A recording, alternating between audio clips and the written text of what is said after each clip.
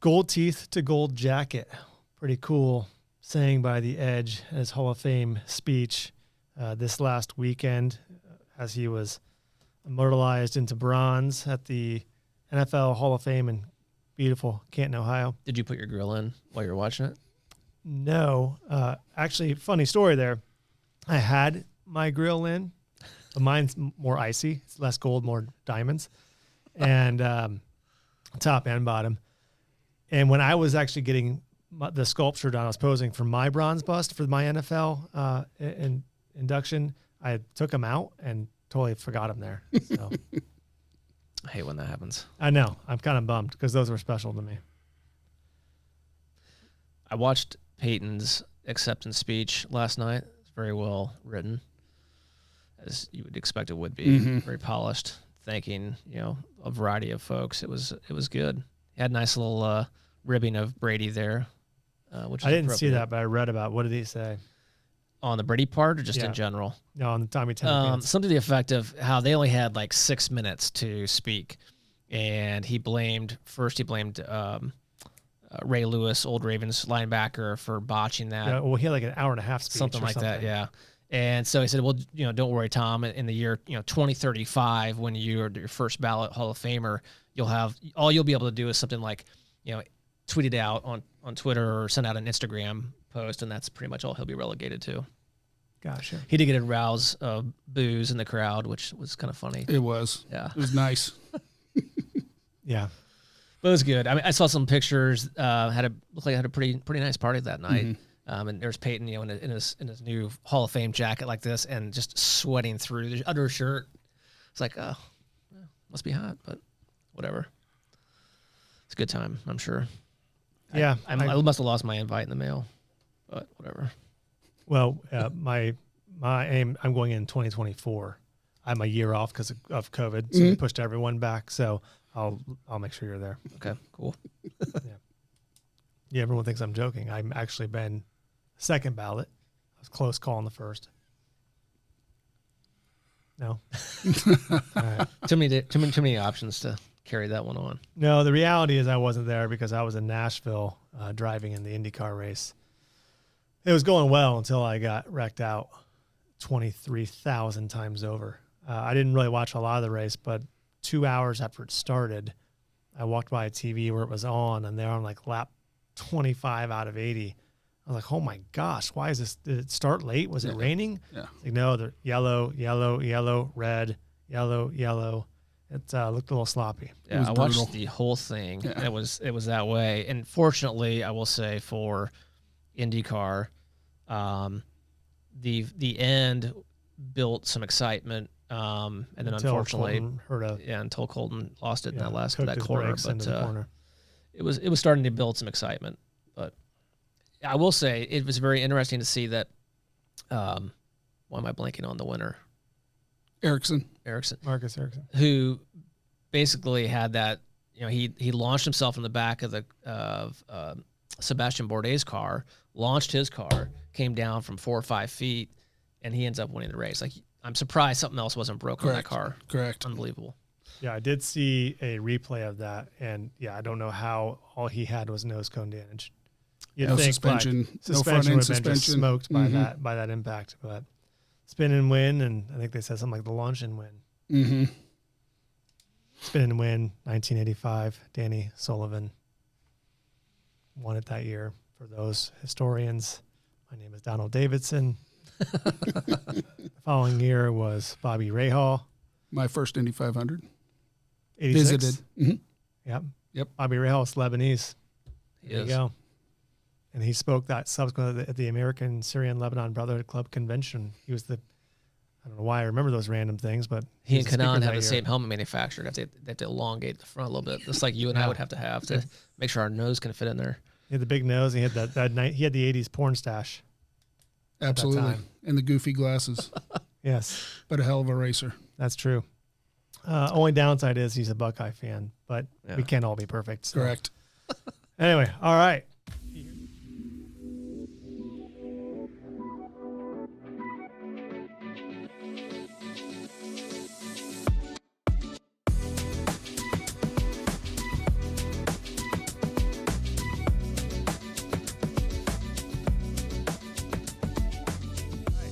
you hear that familiar voice on there, or that not so familiar voice on there, you want to make some introductions here? Yeah. So welcome everyone to the Industrious Podcast. This episode, we have the distinct pleasure of our guest being Jeff Hagen, Accessa Equipment Solutions filtration vendor, repping brands like Paint Pockets, AFT, Columbus Industries, etc. So, Jeff, welcome to the podcast. Thank you. Happy to be here. Why don't you share with our viewers a little bit about yourself, where you're from, and where you grew up? Grew up on the west side of Indy. Been a lifelong West Sider, 50 some odd years. Living on the west side. Yes, on the west side. Yeah, we don't wander far from home over there. Come from a big Catholic family. There were 10 of us. Wow. 9 boys and 1 girl. Where was she in the lineup? She was the very last. That's why they stopped at 10. I'm just glad they didn't stop at 7. Right. Because I wouldn't be here.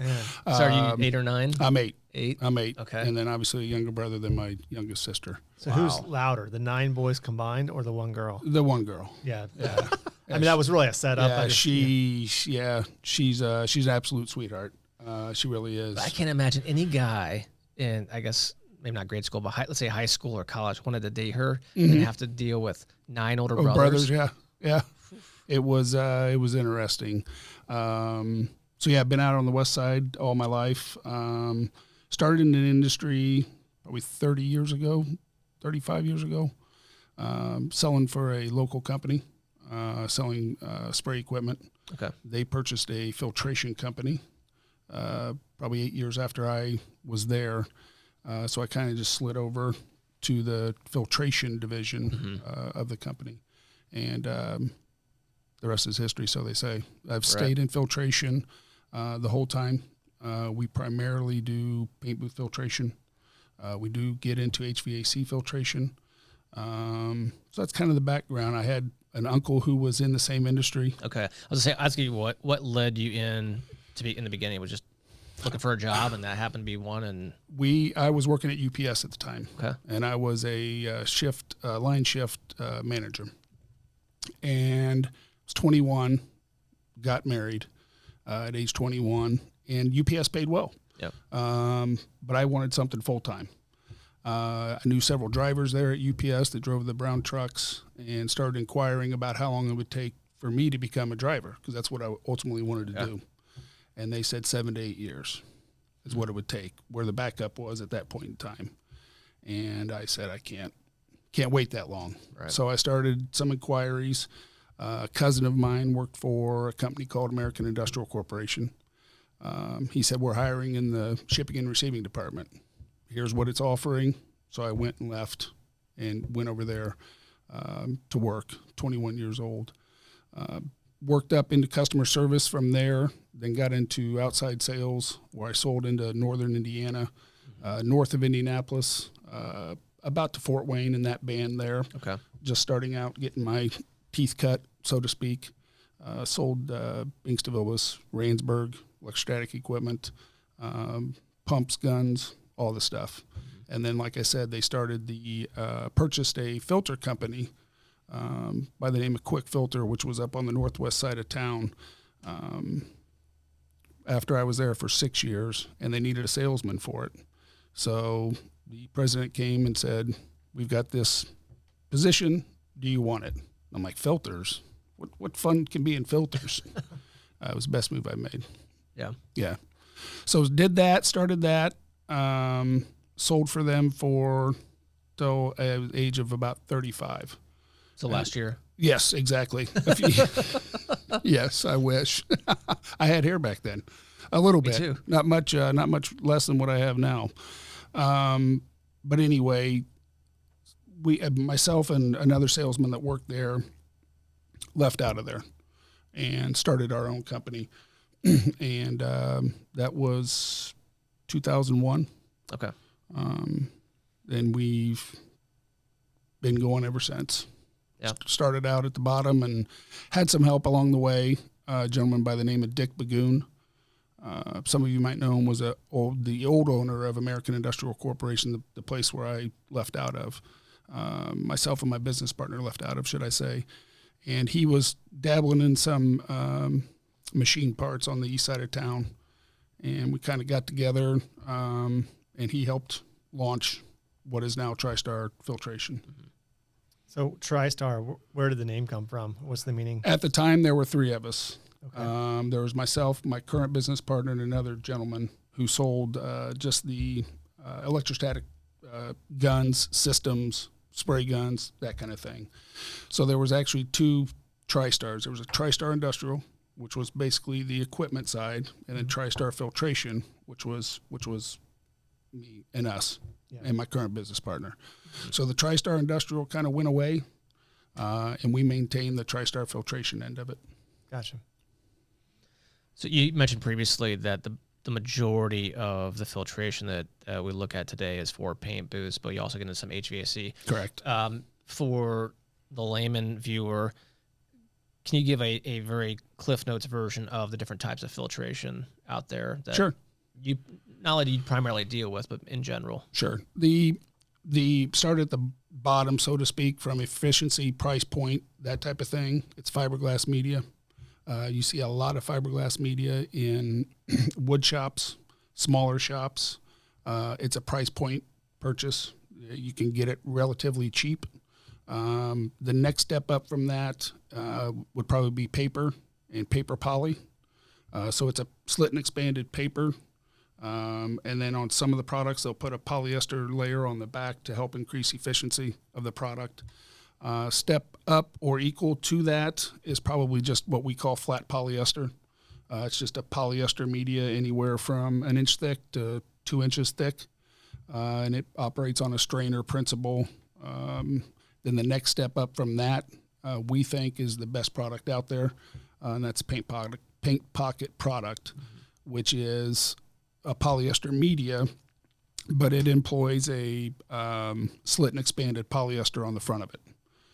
So you're getting high efficiencies that you need, and you're getting anywhere from 3 to 5 times service life over any filter product that's currently out there on the market. Right. So, and we'll touch on this, but really, it comes with a little bit higher price. Correct. But if people are using it properly, they will save money in the long run. Absolutely. Correct? Absolutely. It's a very good product. It is more expensive, two times more expensive probably than even the most expensive paper poly product that's out there.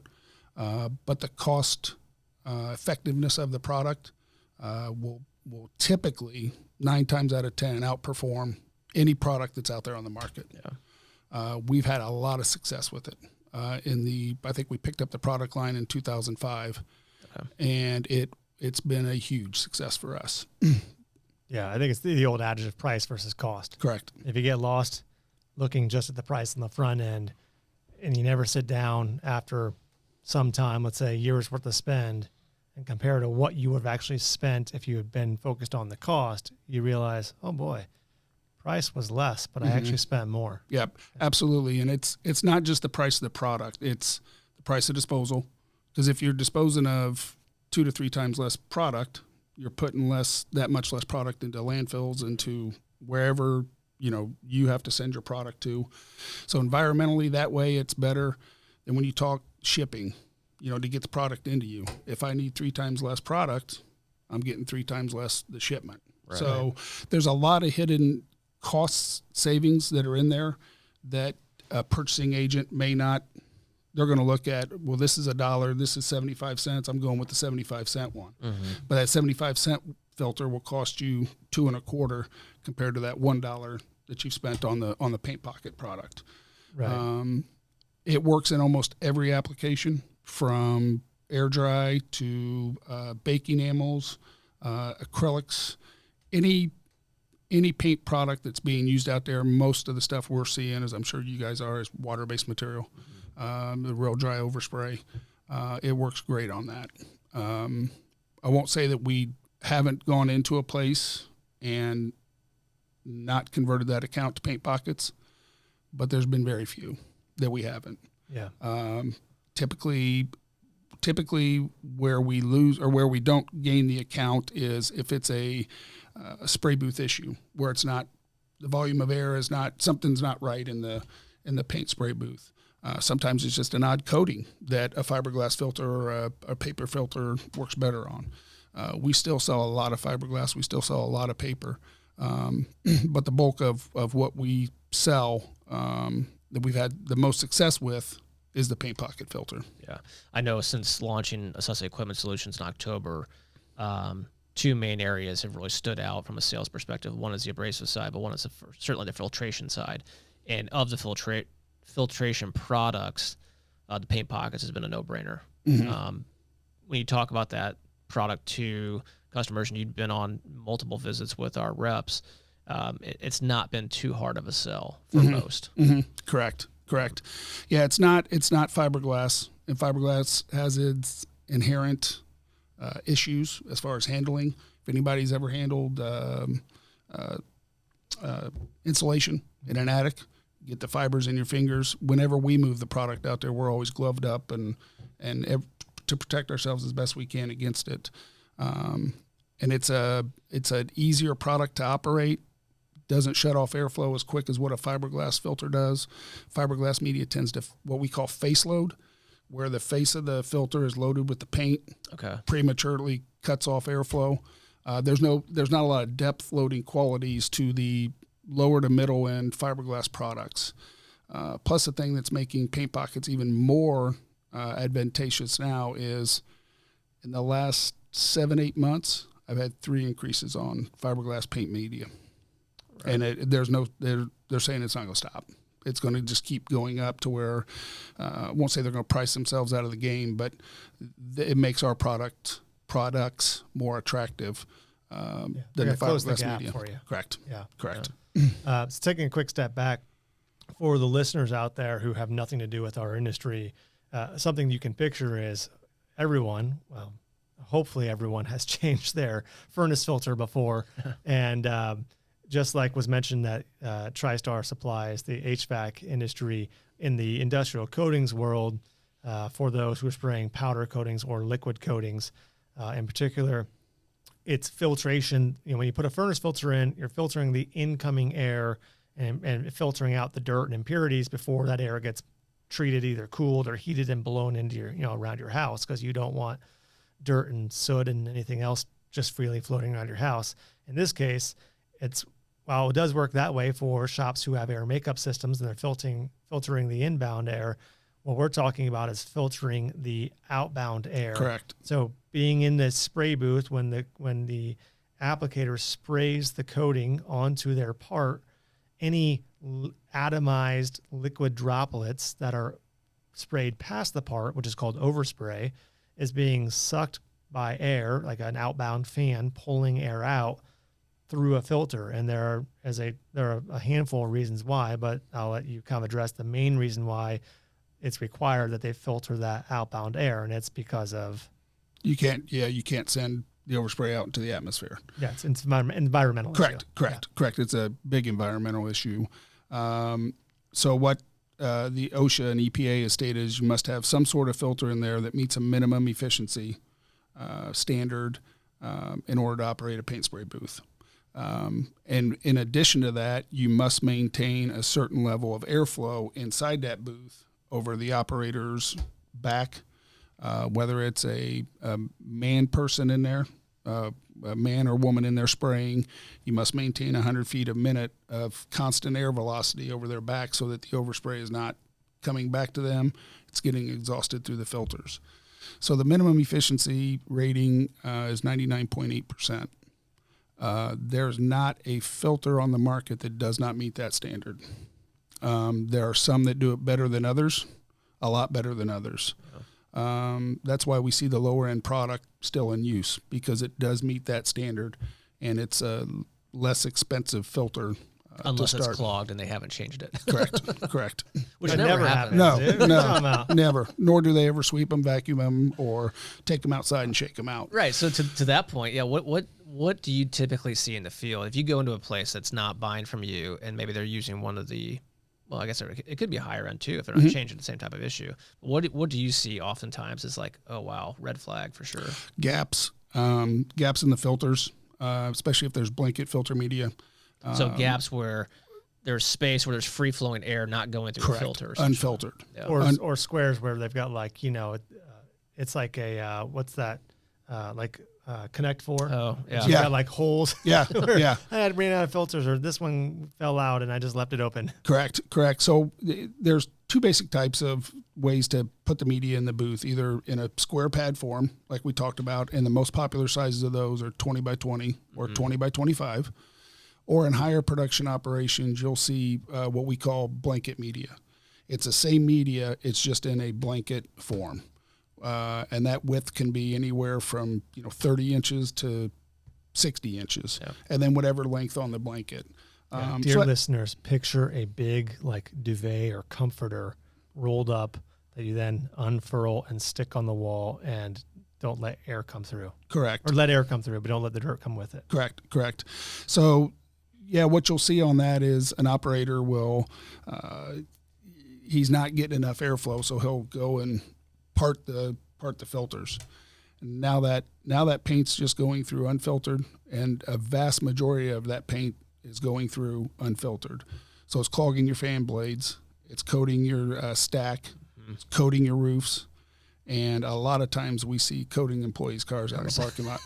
Yeah. And ownership does not like that, because then they're paying $350, $400, depending on where you're at, to have cars buffed out. Yep. So the exhaust filtration is extremely important to a manufacturer's operation, and how they treat that exhaust filtration, what they use to make sure that the employees are properly trained, that EH&S is on board as to how all that is done, when it needs to be done. If you do it too soon, you've wasted money. If you do it too late, you're creating other issues as far as the environment in that paint spray booth. I would think that if they're using a solvent-based product, they could potentially create a fire hazard too, couldn't they? That could be. We don't see that as much nearly as what we used to. Okay. We have seen them where the fan blade will create a spark, and now you've got an inferno going out the stack. We haven't seen that in a while. A lot of the solvents, and you guys can speak of this better than I can. What was the solvent that was used in wood coatings manufacturing? Nitrocellulose. Yeah. Do you guys see that much anymore? There still exists, but used. The big one that I think you might be talking about is boiled linseed oil, which is extremely flammable, and we don't see a lot of that anymore. Yeah, spontaneous combustion is a big issue when they take the filters out, pile them up. Right. That was linseed oil would have been in like the stain products. You see them in a lot of deck stains still on the consumer level, and you'll hear about house fires. Or someone will be staining their deck, kind of a DIY project, and they'll leave the rags, and then suddenly the rags just spontaneously combust, and if there's anything near it for it to spread. Yeah, people throw their filters in the dumpster. Next thing you know, it's 3 a.m. and the fire department's on site putting out a dumpster fire. Yeah. Correct. So then they're coming to the filter manufacturer. Hey, your filters created this fire. No, filters don't burn on their own. It's the new smart that filter. is holding. Yes, correct. Self-extinguishing. It's like smart paint. They said, well, it was working yesterday. Now it's not working today. Yeah. The paint clearly decided on its own not to work today. It wasn't going to show up. Yeah. It's always the paint's fault. Absolutely. Where would you say are the greatest areas of improvement for a facility that needs filtration? Maybe already currently utilizing filtration, but where are the greatest areas where they can gain efficiency, not necessarily by product, but maybe just by practice? Just take a look at the overall operation of it. Make sure that you are maintaining proper airflow in that booth, no matter what filter you're using. Make sure that it's a safe environment for the operator, that you are maintaining that 100 feet a minute across that operator's back per OSHA standard, and then look to see how you can maximize the filters. Is there a better filter out there that I could be using? Most, if not all, manufacturers or distributors will be more than happy to provide products for trial, to prove a product. And then they will a lot of times assist in how that test is conducted, what to look for, what determines, did this filter outperform my previous filter? And there's some pretty easy indicators outside of visual. People think, they look at a filter and, that's dirty, we need to change it. I've been doing this for 30 years. I can look at a filter and tell you it's dirty, but I can't tell you that it's time for it to change. That's why they use the magnehelic gauges or manometers on the side of the booth that are an indicator of pressure drop across the filter. So that in tandem with airflow readings, typically a 9-point airflow reading in a paint spray booth, to make sure that you're maintaining that 100 feet, minimum 100 feet a minute. Okay. Most booths clean up with clean filters in it, fire the booth up. Most booths are probably around 125, 130 feet a minute to start out. Some you might find are even higher than that. And then as the filter loads, that air volume starts dropping. Mm-hmm. So when that air volume starts dropping, gets to 110 feet per minute average, that's where you would mark a manometer that's on the side of the booth, okay, or a magnehelic that's on the side of the booth. And that's how you determine that filter's done. Yeah. It's time to come out. Yeah. Because we're below the 100 feet per minute threshold. Essentially, your filter has become a wall. Correct. Correct. It's not going to extract anymore. So a face loading filter is going to get there a heck of a lot quicker than a depth loading filter. That's something that can allow the paint to penetrate the filter, not escape the filter, but still maintain airflow throughout its life. Right. If you're going to 10 places, 10 prospects, let's say, that are not currently purchasing product from you, what percentage of those 10 more than likely have not the best housekeeping, shall we say, of their filtration? 100%. A lot of them. 99%. Yeah. We'll be fair, 98%. Yes, a lot of them. And it's a lot of it, they'll go back to, well, we just don't have the manpower. We don't have the manpower to maintain the booth. A lot of operations, it is get the paint on the part. It doesn't have to be automotive finish, and that's fine. Mm-hmm. That's good. But a lot of places shoot themselves in the foot by not just doing simple maintenance procedures in the booth on a daily, weekly, monthly basis to help reduce the reject rates of what they're painting. It's just simple maintenance, maintaining the filters, maintaining the booth, having it clean, as clean an environment as you can get. We've all been in some places that you're like, I'm not going to be here much longer because this place is going to go. It wouldn't take much to have a accident in the place, and you just kind of shake your head at those places. You try to guide them to the right place, but ultimately it's obviously up to the owner as to how he's going to maintain his facility. So, sure. Yeah. Well, I know since October, as I mentioned earlier, we've had some pretty good success with the Paint Pockets product. We look forward to continuing that success and growing that partnership. Any questions that you have for us at all? No, just I'm getting phone calls from you guys, which is good. There's an inquiry out there. It's a lot of people, a lot of salesmen, whether they be paint salespeople, paint equipment salespeople, they look at filters as a commodity type item. Right. And in a lot of cases, it is true. They're commodities. I mean, there's sometimes, we'll get calls from new customers. Hey, how much for this 20 by 20 fiberglass filter? Well, how much you paying now? Mm-hmm. Well, I don't want to give you that information. Well, I get that, but you're looking at a price point. I'm looking at how much I can make on this product, so to speak. So let's not play the game. Let's get to the brass tacks of it. So a lot of people out there don't see the value in a good filter product. And that's kind of what we talked about at the start, the value of the product versus the cost of the product. They just see a number out there. So when we were at the old company, when we bought that filter company, it was kind of like, it's filters. It's filters. Until, these guys would go in and sell a $7,000 spray gun and get a commission on that one time. Mm-hmm. I'd go in back behind them, sell them $15,000 a year worth of paint booth filters, and I get that for however long we maintain that business. Sure. So there's two ways of selling the product. You can sell it as a commodity, and that's fine. Or you can sell an engineered product that gives value to that end user and helps him reduce his operating costs for the paint spray booth. Yeah.